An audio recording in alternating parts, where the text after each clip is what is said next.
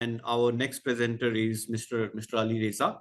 Mr. Alireza is a PhD student at the University of New Brunswick and a cybersecurity researcher at the Canadian Institute of Cybersecurity. His main research is on the Internet of Things security. He started his research by studying the security of low power, low rate wireless protocols such as Zigbee, and extended his research to state-of-art solutions such as artificial intelligence, blockchain, and software-defined networking to secure IoT networks.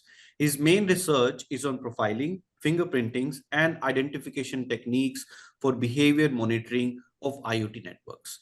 He is currently conducting research on IoT anomaly intrusion detection to address the challenges caused by the proliferation, heterogeneity, and resource constraints of IoT devices in different IoT applications.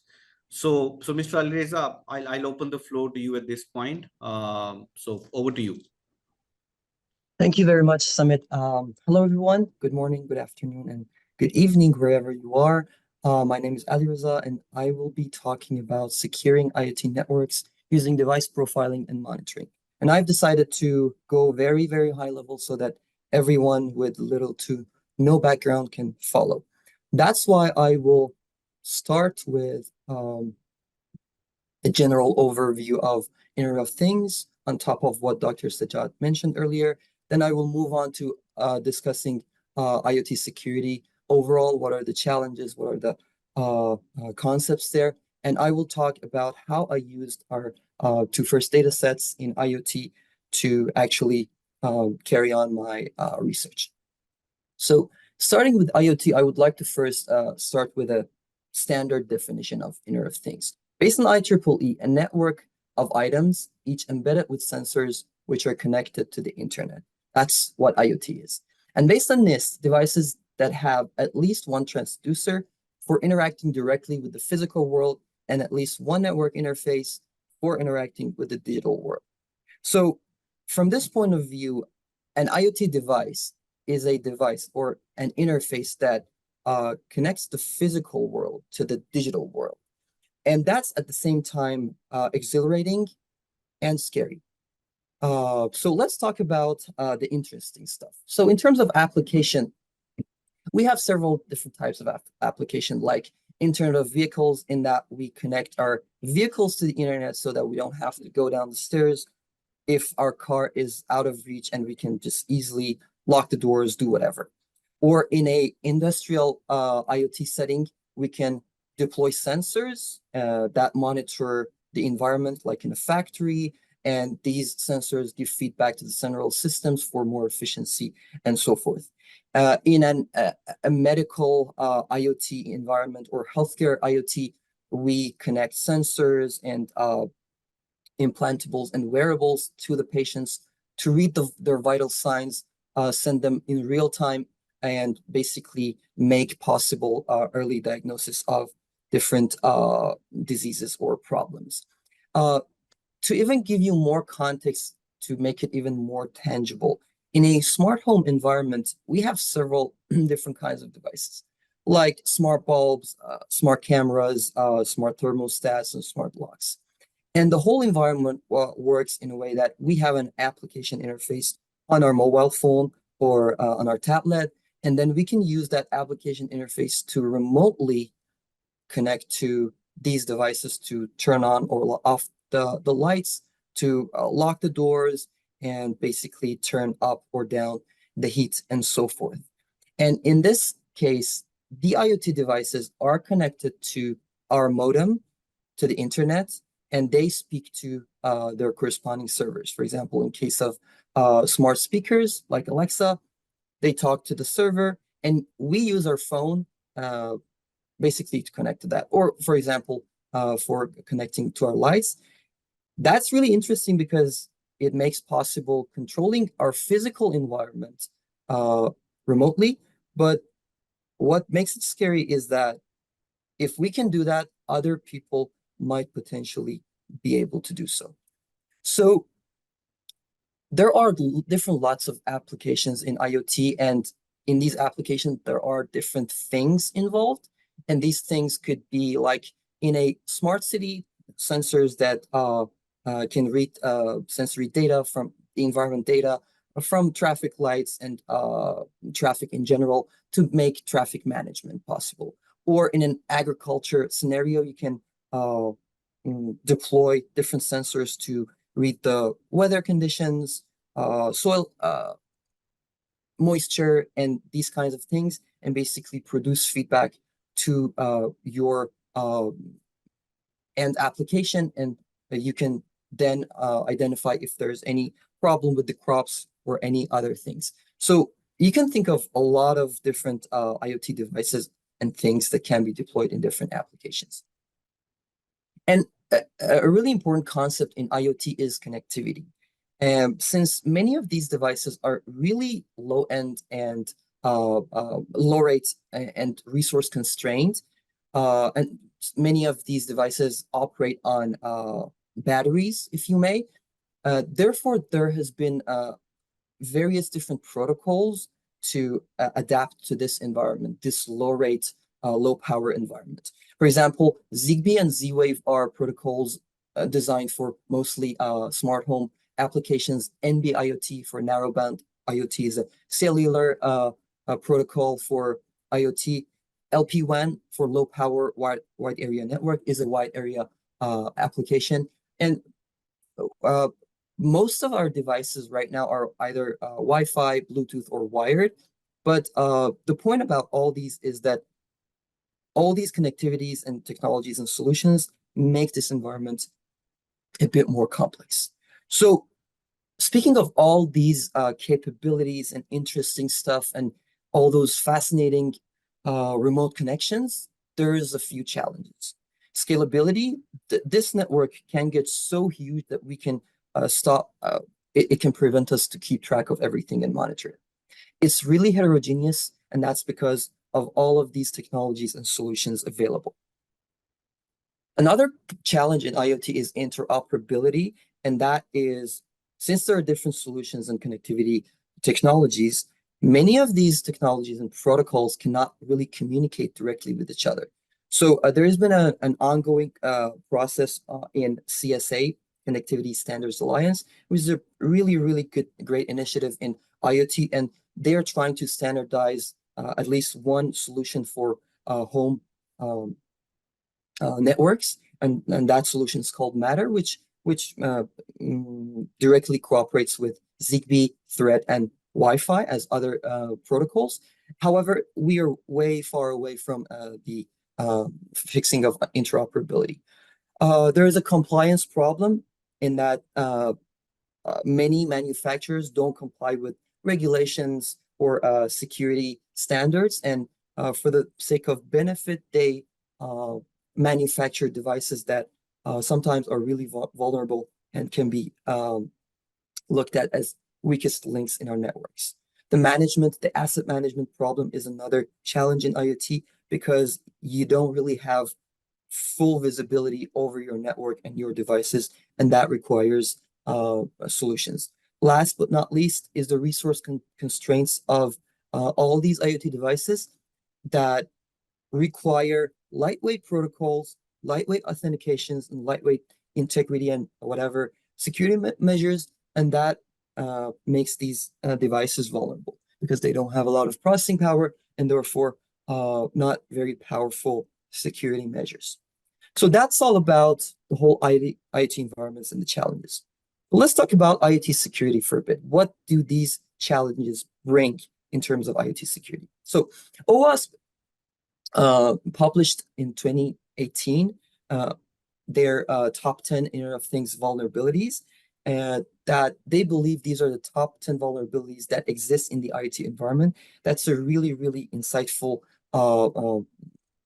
publication. I'm not planning on going through every and each of one of these vulnerabilities, but to just give you some context, one of the most prevalent weaknesses and vulnerabilities in IoT is weak, guessable, or hard-coded passwords, in that they will open a huge attack surface for brute force attacks. Basically, that will bring a lot of weaknesses in our network. because most of these devices are hard-coded with passwords that are kind of weak and sometimes guessable. Other problem with IoT devices is that some of these devices run insecure network services, such as Telnet or SSH open ports that will enable someone to remotely connect to those devices and get a terminal on these devices and basically do ugly stuff. And the list goes on and on. And if you're interested, you can definitely go and read a lot about these vulnerabilities. But what these vulnerabilities will introduce to the world is when IoT attacks. And that is when in 2016, as Dr. Sajjad mentioned, there was a huge Mirai botnet attack in that many IoT devices that had open SSH and Telnet ports with easily and guessable, brute forceable login credentials, they were kind of attacked and hacked, and they propagated to around the world, and they got in hands of bad actors, and they ran a huge distributed denial of service attack on the DIN servers and disabled many services online, such as Netflix and Twitter and CNN and so forth. And this is one of the greatest concerns about IoT, and that's when IoT becomes the attacker and not necessarily IoT becomes attack. However, on the other hand, there are lots of other cases in different scenarios, such as smart homes, healthcare, and IoV applications that these devices are being hacked and attacked. For example, in a smart home or smart office environment, there are several off-the-shelf cameras installed, and most often these cameras can be brute force, and you can basically hack into them, get the live feed out of them, and watch them. For example, if you buy a baby monitor for your kids in-house, and if they're not as secure, they could be hacked into and basically compromise the privacy of your house. In a healthcare environment, these devices could be wearables or even worse, implantables that are connected to your heart, to your blood. They sense your vital signs and send it to the cloud. And there are lots of examples of these devices being hacked, like if you search hacked or hackable cardiac devices, there are lots of these devices out there that has been proven that they're not secure. So the whole community is trying to build up on security posture of these devices, but there are lots of thousands of these devices out there insecure. And in the case of Internet of Vehicles or IOV, if you search for remote carjacking, since these cars or vehicles are connected to the internet, that opens a gateway to your vehicle. And if there's not enough security measures in place, then there's going to be a breach, and basically they can remotely carjack your vehicle. So as a solution, we wanted to perform network monitoring on these networks. And what we realized after 3 years worth of experience and research, we realized that conventional and traditional network monitoring on IoT networks won't cut it. So we need another solution to be able to mitigate this ever-evolving complex network. So the idea that we had was IoT profiling, and we have been working heavily working on a pipeline called the profiling pipeline, which includes identification, profiling, and monitoring. In the first stage, we try to gain general insight about our network topology. What are these devices? Are these devices IoT or not? And after identifying these IoT devices in the network, we performed several different behavioral fingerprint methods to create these profiles. In parallel, we perform vulnerability assessment to see either passively or actively to see how vulnerable these devices are. And if we need, which in most cases we do, we quarantine those devices or do proper segmentation of those devices so as to separate those devices from our main network infrastructure. And lastly, we use the fingerprints and profiles that we have created for these devices and constantly monitor their behavior in order to understand the anomalies. And these anomalies could be just malfunction and malbehavior, or they could be intrusions. And in case an intrusion or attack is detected, we can classify them, label them for further intelligence in IoT environments. So for the device identification module, we literally sat down and observed the network traffic behavior of these devices. And the first thing we realized was that this traffic was way more simplistic than that of non-IoT devices, such as PCs and laptops and smartphones. And when we looked closer to that, we realized that even the protocols, the network protocols that these devices use, are way more simplistic than that of non-IoT devices. They're very limited. The transmission rates are way more limited and way low rate than that of non-IoT devices. And more importantly, the communications and the endpoints that they communicate with are way more limited than non-IoT devices such as PCs. After realizing these characteristics, we needed to extract meaningful features from these observed characteristics. We could extract features from the packet headers of these IoT devices, network packet headers. We could extract statistical features from the protocols, the open ports, basically the used ports and services, and also temporal features such as what is the rate of sending packets for this device to the servers, different servers that they're communicating with. And lastly, we realized that we can also extract flow-based features, which doesn't consider the network packets individually, but considers packets as a whole, and basically discusses flows of packets to even gain more insight about the behavior and nature of these devices. In the IoT profiling module, the second step, there are several ways you can create behavioral fingerprints. The majority of works in the literature are machine learning based, in that you extract features from the network traffic, you feed these feature vectors to the machine learning models, you train these models, and they are used to do the anomaly detection and so forth.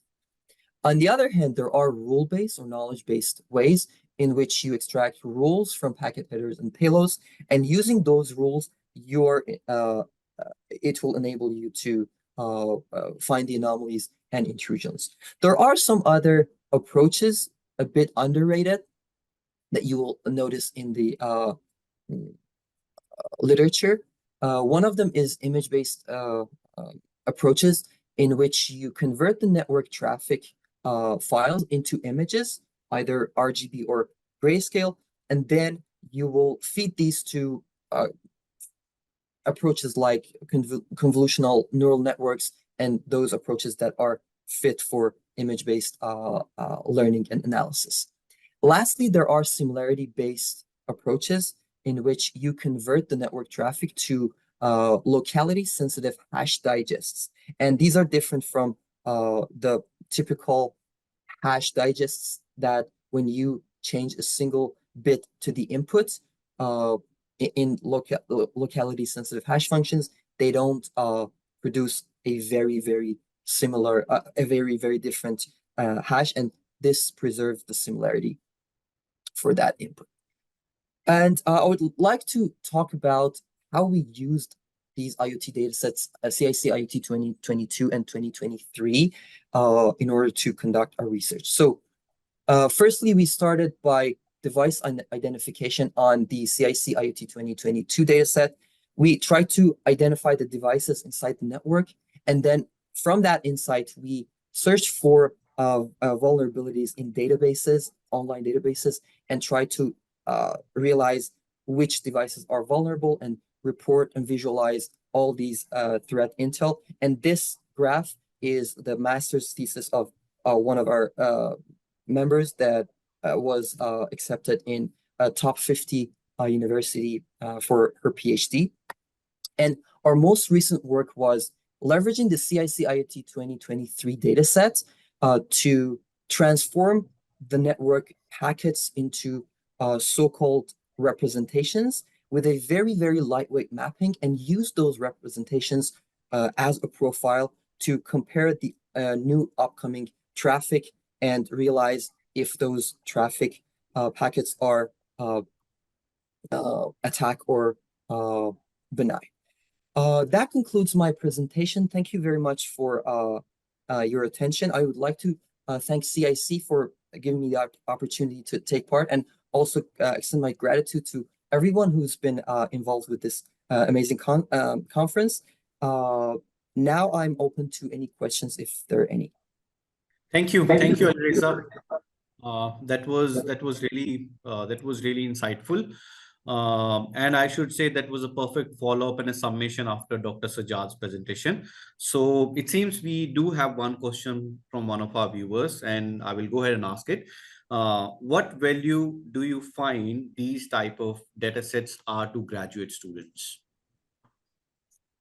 That's a pretty interesting question. And as a graduate student, a PhD student, what I realized that in CIC, we have an IoT lab with 100 something devices, and we have access to these devices, but this requires a lot of infrastructure, a lot of money. I have access to that, but many people don't. So the use of these data sets is that they kind of bring the lab to your home and to your own laptop. And for my own research, regardless of the fact that I have been involved in the collection and I have had access to these devices, I've been doing my own research on these data sets. And that enables researchers and graduate students as well to perform their research and conduct their research and have these labs, no matter what the data type is or the data set is, and basically move forward with their future research. Thank you, Alireza. That was really explanatory, and I thank you again for your time.